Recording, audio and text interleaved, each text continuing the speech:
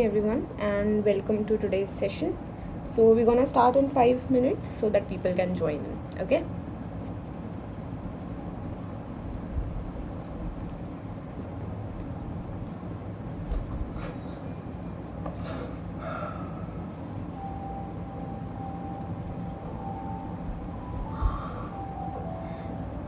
This place is always jam-packed. I didn't know they were open at this hour. I talked to the owner. He's my friend. Please sit. Thank you.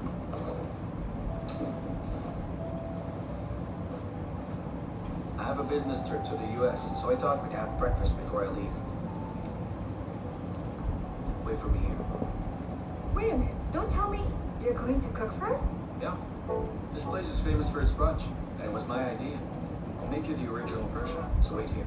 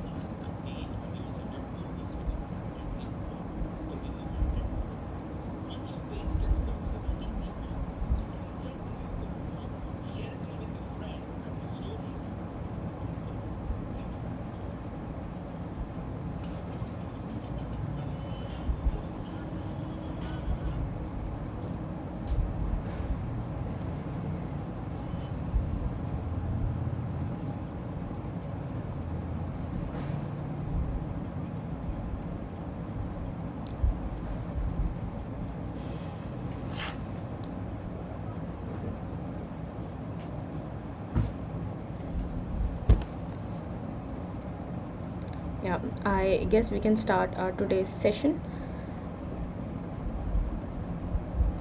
So today we're gonna learn about cell-cell junctions. So if you remember, one of the major roles which membrane proteins were playing was cell adhesion, right? So what cell adhesion means? Cell adhesion basically means the cells will be connected to each other as well as to the extracellular matrix. Otherwise they'll be floating here and there, right? But as you know, we have very intact system of cells and they form very regular morphologies. For example, if we talk about our skin cells, right, they are there and they are not just floating here and there, they are attached to something, correct? So that function is also performed by the membrane proteins, and that function is called adhesion, correct? So if we talk about cell junctions, so basically cell junctions come in many forms and can be regulated by a variety of mechanisms.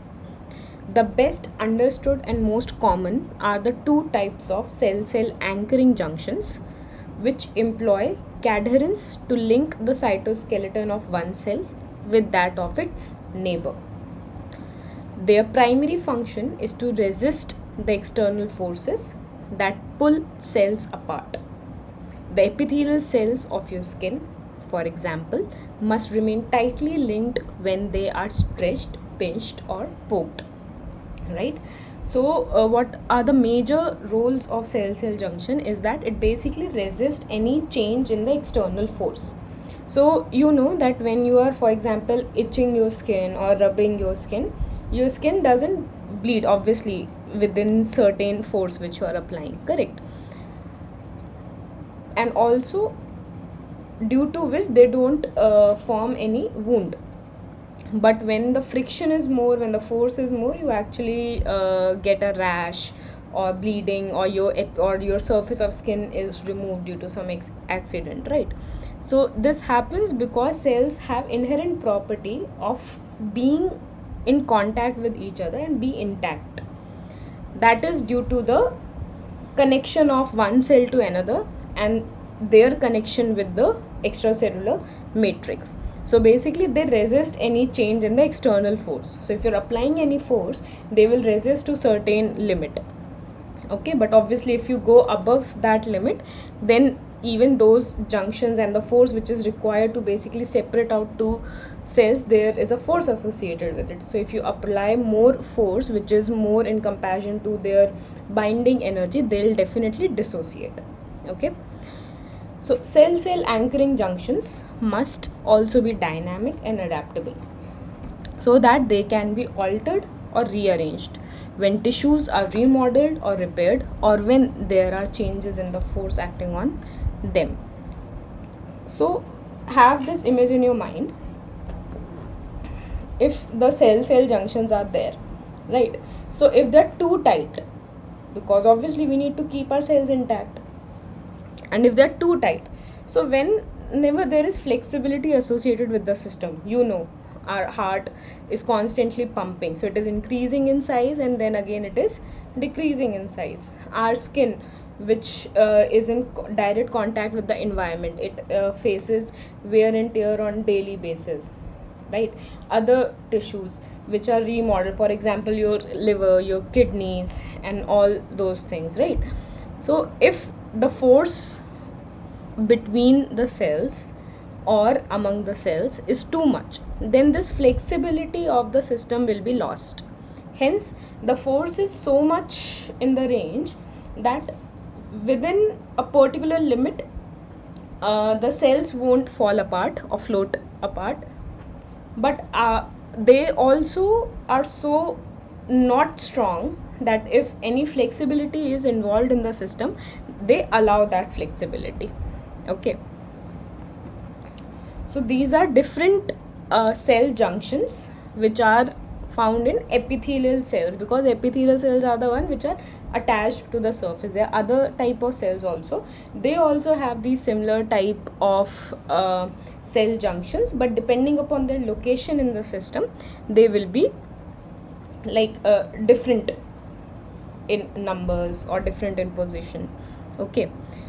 So in the apical region of the cell, the relative position of the junctions are the same in nearly all vertebrate epithelia. So if we talk about apical cell region, okay, the tight junction occupies the most apical position, followed by the adherence junction,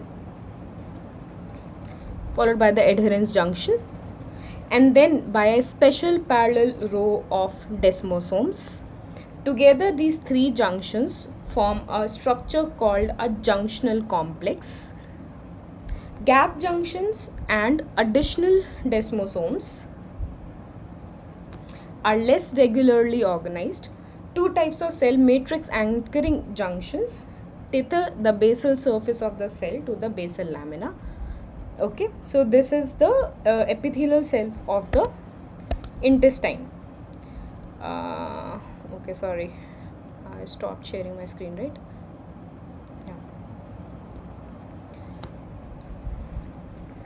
So what I was gonna say, let me take a highlighter and color which you guys can see. So tight junction, adherence junctions and desmosomes, they form the junctional complex, and they are almost similar in most of the cells, but so these three are the junctional complex. Okay, but gap junctions and other type of desmosomes, it depends from cell to cell whether cell needs to be attached to the basal lamina strongly or not, or whether they are motile or not. So based upon this, we have different type of junctions. So you can see that apical junction is there, adherence junction is there, and desmosomes is there. These blue ones are just the actin filament or the cytoskeleton. Not go to actin filament, just say cytoskeleton of a cell. Okay, so there are these different types of cell junctions, and also these are the proteins, and these proteins will be present on the membrane, right? So this function is also associated with the membrane of a cell. Let me get the laser pointer. Yeah, okay. So talking about different types of junctions, another anchoring junction, if you look at the overall representation of anchoring junction, this is a very descriptive or very brief table about it. So if we talk about junctions which are connecting cell to cell, one cell to another cell.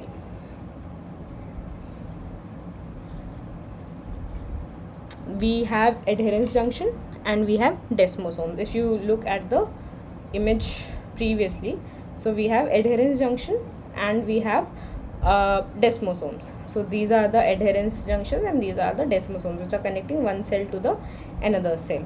Okay, so transmembrane adhesion proteins, they are classical cadherins. Don't worry, we're gonna discuss about cadherins in the next slide itself.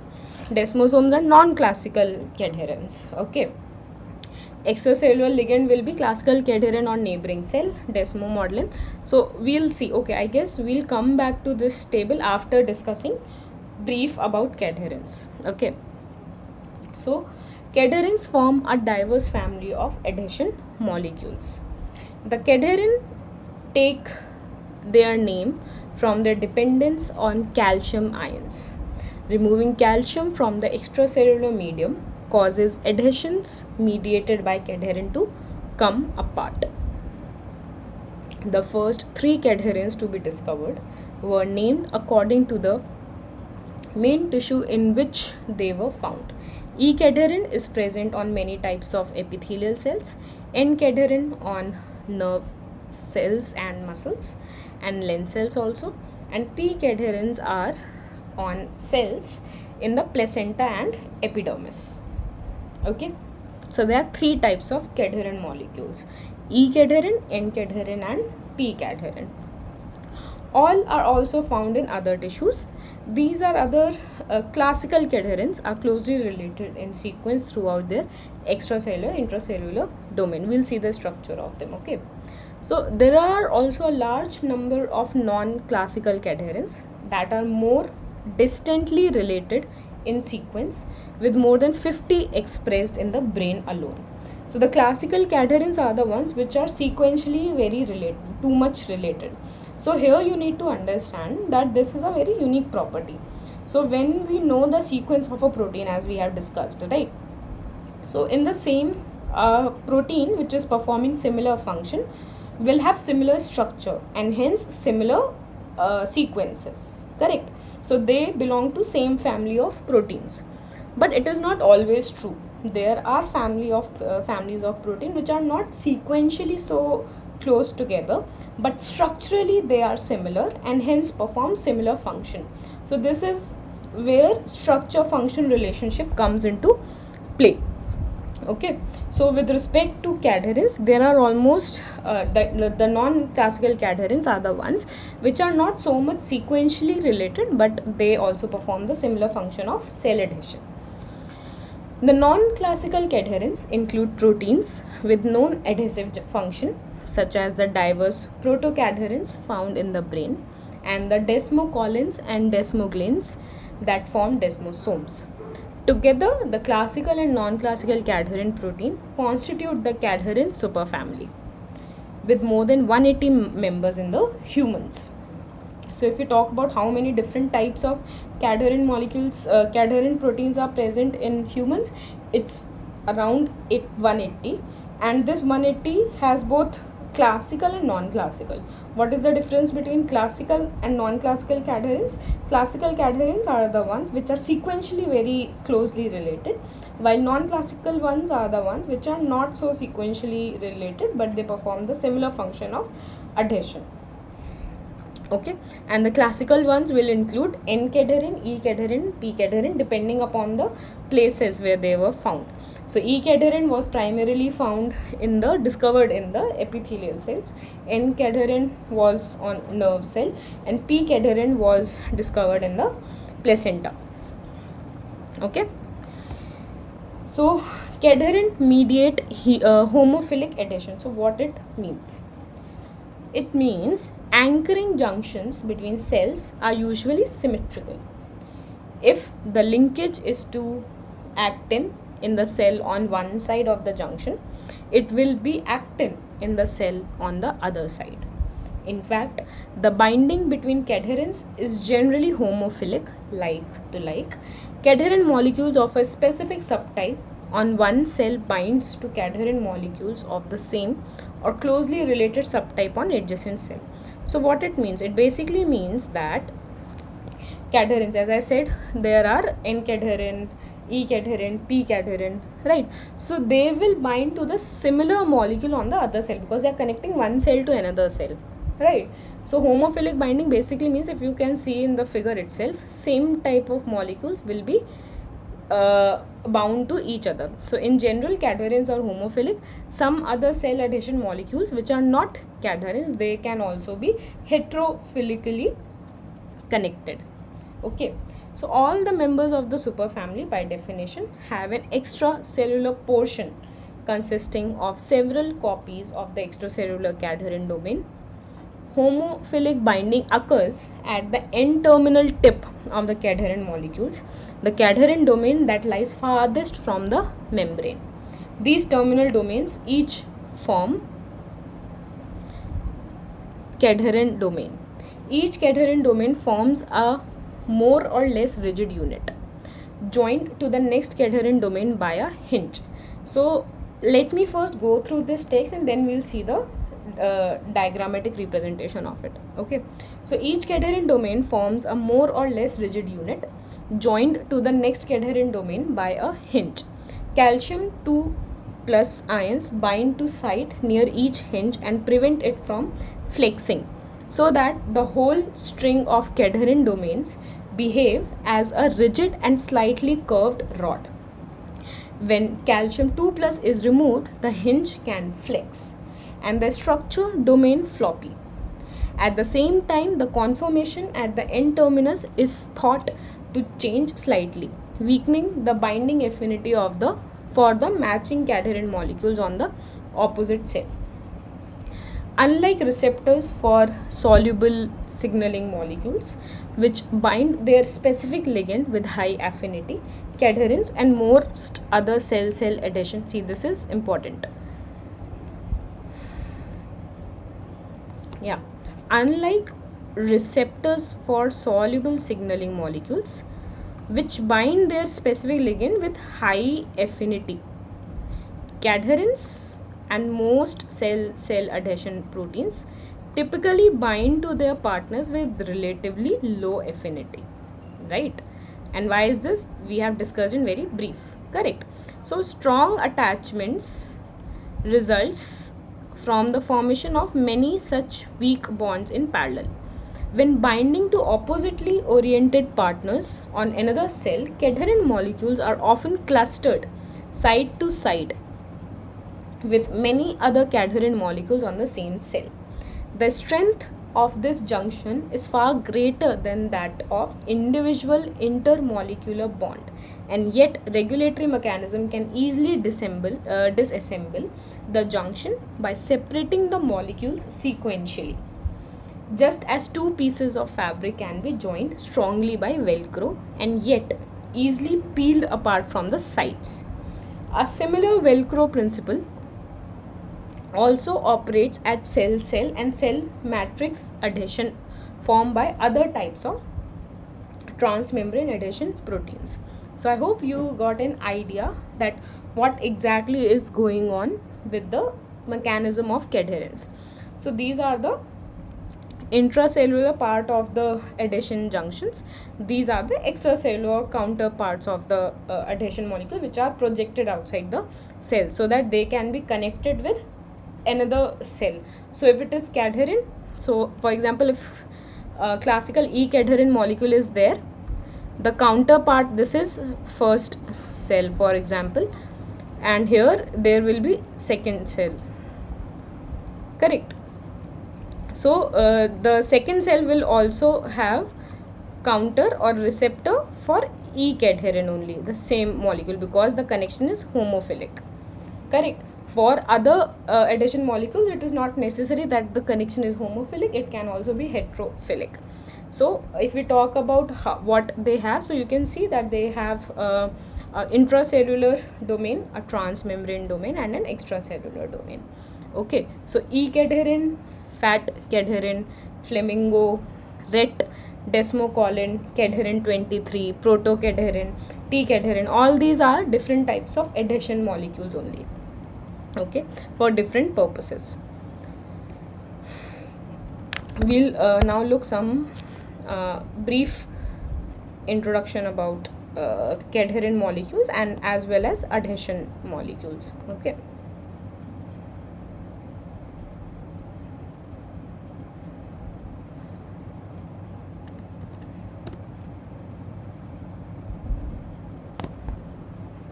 What I wear on my hair. It's more than just color. It's my expression. Cast.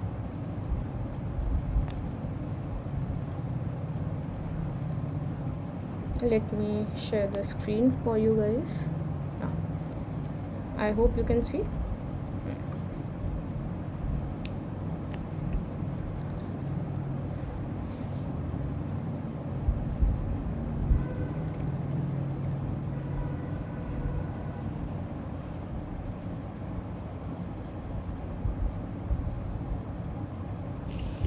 E-cadherins are members of the family of transmembrane-associated glycoproteins, which mediate specific cell-to-cell adhesion. This binding is happening in a calcium-dependent manner, which is exactly where the name of the molecules comes from. They're the most important molecules involved in the formation of adherence junctions in epithelial tissues. On the beautiful photo here, we see immunofluorescently stained breast cancer tissue using E-cadherin antibody. Colored in green are the E-cadherin molecules making cellular junctions between neighboring cells. Expression of cadherin begins in the two-cell stage of embryonic development, where it plays a key role in the formation of tissues during gastrulation, neurulation, and organogenesis. It creates junctions between cells by homophilic binding, meaning that the binding occurs between two molecules of the same kind. Binding between different types of adherents usually does not happen. the quality as well as the quantity of cadherins bound to the cellular membrane determines how and where the cell is going to associate during gastrulation. Let's first explore the structure of E-cadherin and try to elucidate how does its structure contribute to the formation of cell-to-cell adhesions. On the figure here, we see a classical structure of an E-cadherin. As mentioned, E-cadherins are transmembrane glycoproteins. They have a cytoplasmic domain, which interacts with the actin cytoskeleton through linker molecules. A specific domain at the E-cadherin C-terminus binds either a beta or gamma catenin. Alpha-catenin then links the beta or gamma-catenin to the actin cytoskeleton. E-cadherins have a single membrane-spanning segment and an N-terminal extracellular segment which consists of 5 tandemly repeated domains, EC1 to EC5. Extracellular domains of cadherin molecules bound to 2 different cells bind homophilically to form adherens junctions. As you can see on this animation, 2 cadherin extracellular domains bound to the same cell membrane dimerize. The extracellular dimers of neighboring cells then bind in calcium-dependent manner and form adherens junctions. Studies have shown that when single point mutations are introduced and affinity for calcium binding is lessened, cell adhesion is impaired. We will now explore in further detail the structural properties of cadherin extracellular domains, which allow them to form rigid structures, dimerize, and bind to each other. X-ray crystallography has allowed the resolution of structure of the dimer of N-terminal extracellular domains EC1 and EC2 in the presence of calcium. The structure is a twofold symmetric dimer, as we can see on this animation. Here we see the ribbon structure of the EC1 and EC2 dimers. Each domain is composed of 7-strain beta barrel motif. Successive extracellular domains have calcium stabilizing linkage regions in between them, which bind 3 calcium ions each, depicted in this image as green balls.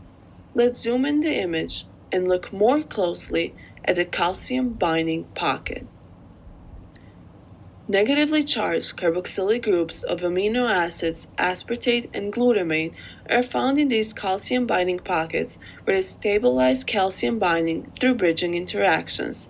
These calcium-mediated interactions account for a large number of non-covalent interactions between the EC1 and EC2 domains.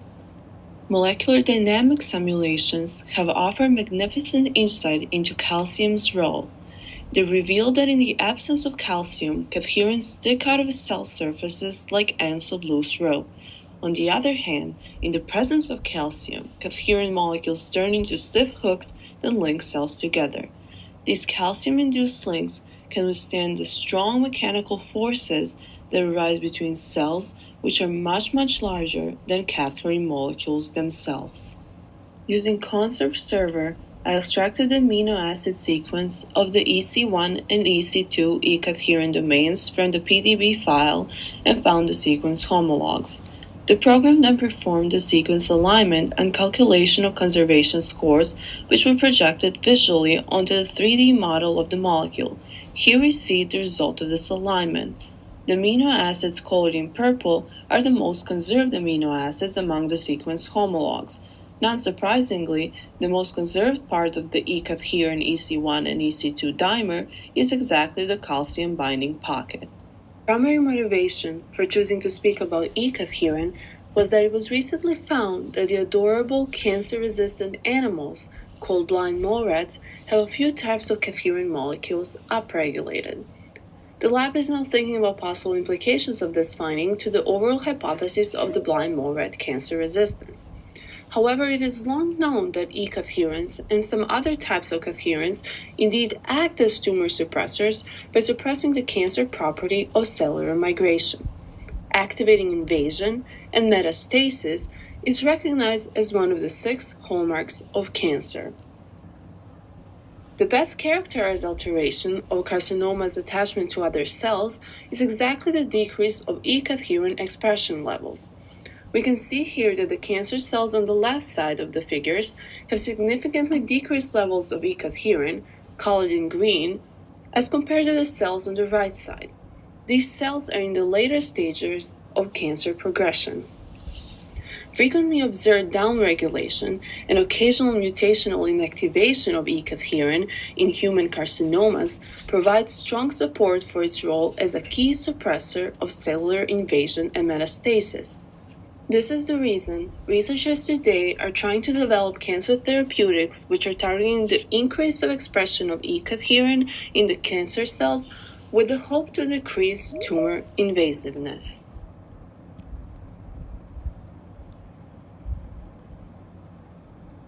Yeah.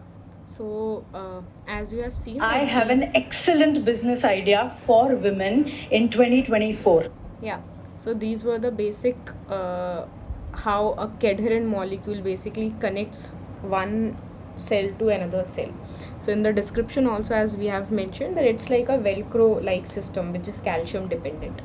So whenever there is a cadherin molecule, and we know that classical molecules, most likely E-cadherin, they bind to another E-cadherin on the alternate cell or the adjacent cell.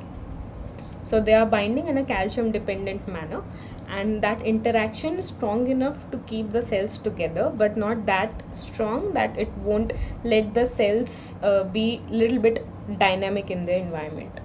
Okay, similarly, if we see the other adhesion molecule property or the basic of adhesions, let me share this with you guys.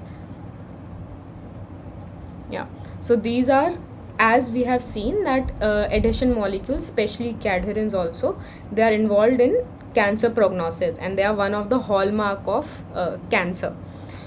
So one such study was published, and they have actually shown that exactly how cadherin molecules are involved in the cancer prognosis. So there is a brief about it.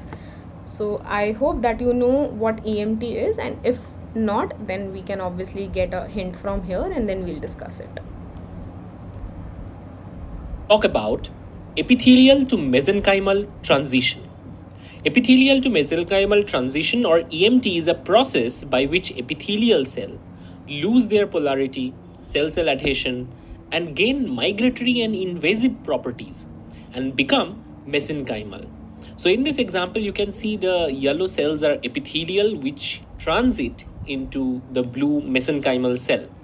They dissociate from the basement membrane, and now they can migrate in many regions.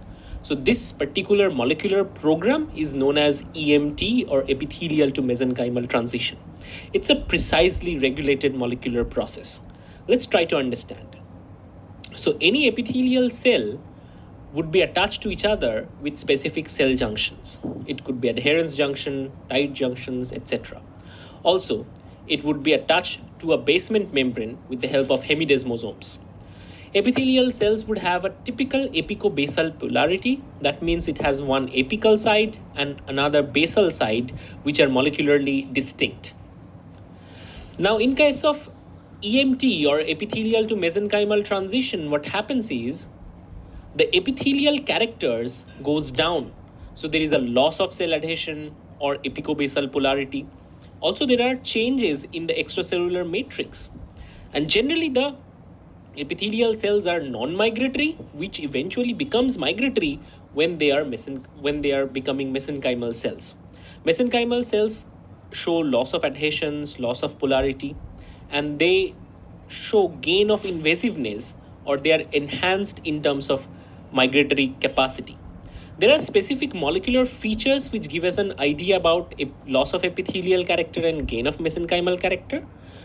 So E-cadherin loss is characteristic for epithelial to mesenchymal transition. So one of the key changes that happen is loss of E-cadherin and upregulation of N-cadherin. Also, cytokeratin is lost, but there is upregulation of factors like snail, sludge, etc. There is always breakage of these kind of lamin 1 or basal lamina markers, and there are changes in the actin cytoskeleton. So let's try to understand this in a bit more details. This kind of EMT transition can happen during development, and it happens in our neural tube. So in the neural tube, after the neural tube is closed, there are certain cells known as neural crest cells, which now undergoes EMT and migrate out. There are also this kind of phenomena reported in layer formation, such as mesoderm formation requires this kind of EMT type of transition. Also in biological processes like wound healing requires EMT molecular programs. Now, apart from biological processes, EMT can also underlie the metastasis of cancer. So let's say you have a tumor in your hand, and then due to EMT, many tumor can get into new places in the body and seed a new tumor in that location. And this is happening via the epithelial to mesenchymal transition, where the cells are becoming more invasive and migratory. Now let's see what are the factors that triggers this kind of EMT. There are hallmark transcription factors that triggers the EMT response, such as ZEB1, TWIST, SNAIL, just to name a few. These are characteristic transcription factors that are upregulated while a cell is undergoing EMT. In experiments where scientists upregulated these transcription factors in epithelial cell, in all of these cases, those cells get transformed into a mesenchymal cell. So what really happens when these transcription factors are upregulated?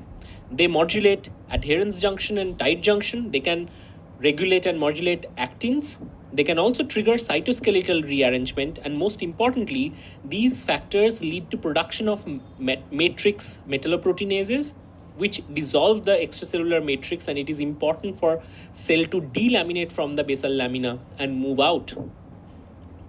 Now, there are specific signaling pathways that can help in these EMT processes. In this video, we are not going to get into details, but let me tell you, there are signaling pathways like Wnt beta-catenin signaling. There are pathways like which involves receptor tyrosine kinase and PI3-AKT. There are pathways which involves JAK and STAT. Pathways like TGF-beta and Notch delta signaling pathway triggers the production of ZEB1, TWIST, and SNAIL. So these are the key factors for the EMT program to start. And these factors are under the control of many signaling pathways. A complex interplay of these signaling pathway determines or governs when and how the EMT would occur. So this is a very short video about EMT. In a later video, we'll talk about the details. I hope this was useful and informative. If you like this video, give it a quick thumb. Correct. So now, even knowing about junctions and how cells are connected to each other, we can exploit this property. We can make them as a hallmark of certain diseases, in this case certainly the cancer. So one of the dangers with cancer is the metastasis of the cells. So for metastasis, the first thing which a cell should do is remove its connection with the localized environment wherever the cell is present. Okay, for this, what do we need to do? We basically need to dissociate the cell from its local environment. For that, it needs to break all the connections which it is making. And how the cell is making these connections? Via adherence molecules, which are the membrane proteins. Hence, exploiting this information actually helped us in early detection of cancer in most of the cases. Okay, so we'll see one such overall view of cell adhesion molecules, not with respect to the cadherins itself. We're going to continue discussing cadherins in the upcoming classes, but this is the overall different types of cell adhesion molecules. Cadherin is one type of cell adhesion molecule. Okay, 1 minute. Yeah. Cool. In this video, I would like to discuss about the cell adhesion molecules, MS, under general concepts of the physiology. You may subscribe my videos for the more update. The molecules, protein substances which provides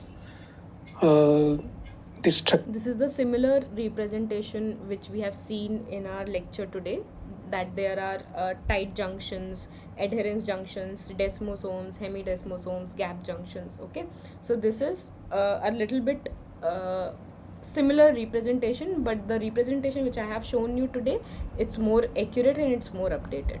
Okay.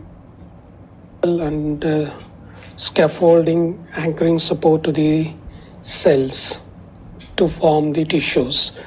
And any living cell, especially living cell, has got two reasons, the apical and basal. So this phenomenon is called the polarity. So all cells, living cells, shows the polarity. So because of polarity, the basal tissue, the cells attached to the basal lamina because of the polarity, and neighboring cells attached with the so-called the cell adhesion molecules, or have the great role. Especially the cell adhesion molecule has got very great importance in especially embryonic development in vertebrates. So during the embryonic development, the cell adhesion is very important in order to segregate the tissues and discriminate the tissues. And that cell adhesion molecules might involved in the protein interaction. Sorry, can you repeat the The question? CAMs of the cell adhesion molecules is already present in the protein interactions in the membrane. CAMs are protein interactions. CAMs are the oh, you were not there since the beginning of the class, right? So CAMs or cell adhesion molecules, these are the molecules. Wait, let me get back to that representative figure which I was talking about. Yeah, can you see my slides? Yes, you can. So see, this is a basic epithelial cell, correct? So in epithelial cell, one cell should be attached to the another cell, otherwise they'll freely float in the ECM and they won't make a organized structure like organs, correct? And then organs won't be able to make organ system. So for that, one cell is connected to the another cell via junctional complex. So this is a junctional complex. Junctional complex has different types of connections. These connections are made by proteins in these cells which are on the membrane. So few proteins such as tight junctions, adherence junctions and desmosomes, they connect cell to cell to their cytoskeletal elements. So these are the proteins itself. So CAM molecules are the proteins present in the membrane which helps in cell-cell connection. Clear? Yes, ma'am. Okay. Yeah, so let us get back. Okay, you cannot see.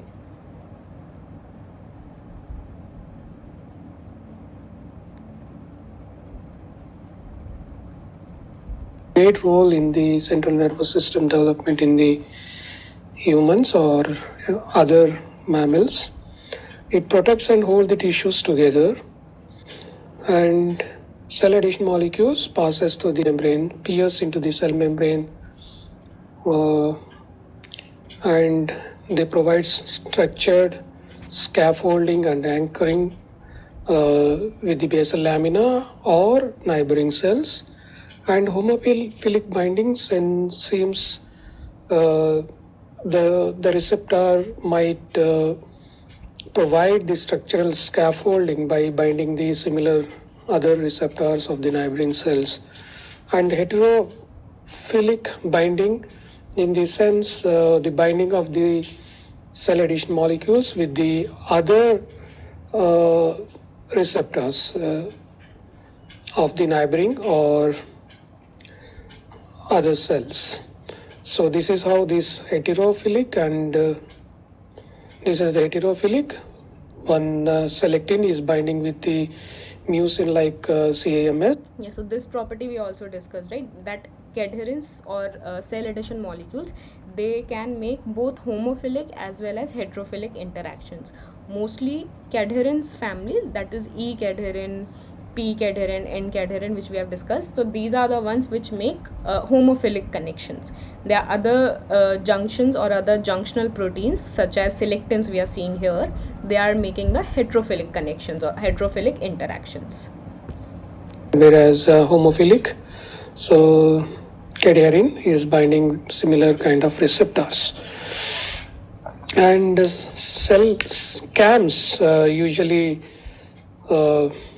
classified into the 5 broad subgroups. Integrins. So integrins are the primary CAMs, cell adhesion molecules, and binds with the various receptors.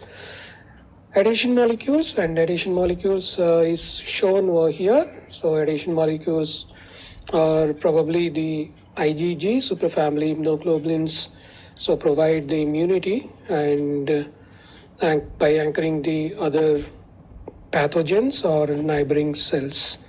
And cadherins are the calcium binding CAMs, especially mediated by the calcium, or is a calcium ion binding. So they provides the essentially homophilic reactions or homophilic binding interactions with the other cells on neighboring cells.